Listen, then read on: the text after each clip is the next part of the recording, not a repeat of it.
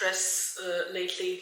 I have a lot of deadlines at work, and it's leading to me staying up all night to finish them, and it's leading me to having a lot of headaches, cough, cold, fever, not able to sleep properly, and the weekends I just sleep too much.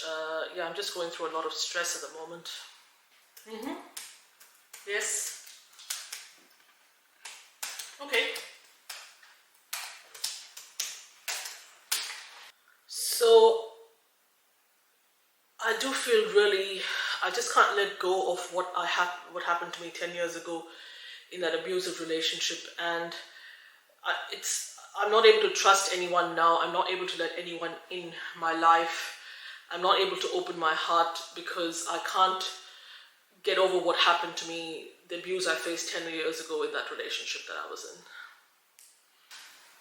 That was 10 years ago. You seem to be just living in the past. Just get over it. It's not that hard.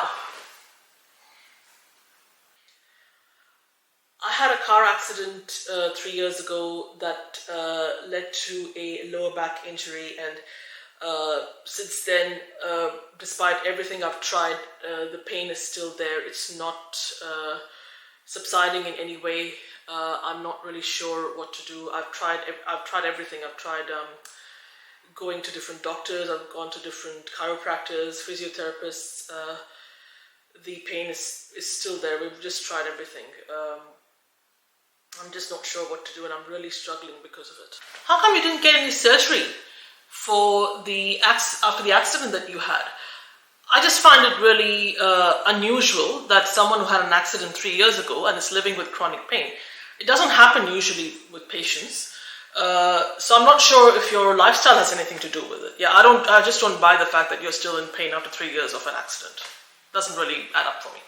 So in all the scenarios that we have looked at so far in the last 3 little video clips, how do you think the patient has felt at the end of the consultation with their healthcare professional? Do you think they feel supported, validated, cared for, and empathized with? Or is it something completely different? Also think about what the healthcare professional in question, who was interacting with the patient, what did they do that was not exactly professional or appropriate?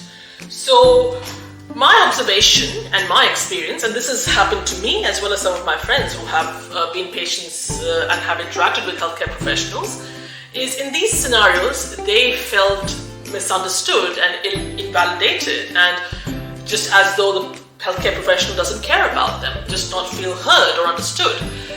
And the second scenario, when we had the patient who was describing their trauma, the healthcare professional just completely dismissed it and shut the patient down, saying that they just need to get over it. And that is very inappropriate, because you go to a healthcare professional to get help on that matter, and that's what you get in return. And in the third scenario, when the patient is talking about the chronic pain, you have someone who again invalidates and dismisses and puts down that particular condition instead of working with the patient to find out ways to make them feel better. So these are the 3 scenarios that are the antidote to what active listening is. So if you remember my last post from last week, the very first post I made last week was about the importance of active listening, and how I said that I would do a 3-part video series on the do's and don'ts of active listening. So what I've showed you so far is the don'ts of active listening, what you should not do, which is obviously to not be distracted and focus on everywhere else but the patient, whether it's typing or making notes or anything like that, or you're on the phone or something like that. Second one obviously is to dismiss, invalidate, and shut down a person's symptoms or conditions, or even worse, give your own perspective or opinion on it rather than making it something factual. And in the third case, a sheer lack of empathy, where the healthcare provider did not even validate or empathize with the patient as to how miserable they are feeling as a result of the pain. So these are the 3 don'ts. Now, what I would like you to do is comment down in the video section below on how do you think these 3 scenarios, so scenario 1, 2, 3, could have been handled better by demonstrating better active listening skills. So in other words, just give me 1 tip or 2 in which the healthcare provider could have demonstrated better active listening skills in order to give the patient a better experience and a better outcome in their consultation.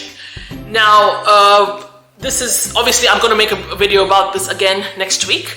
So that will be the answers that you will get to how the do's will be for how to demonstrate good active listening. So stay tuned for that next week.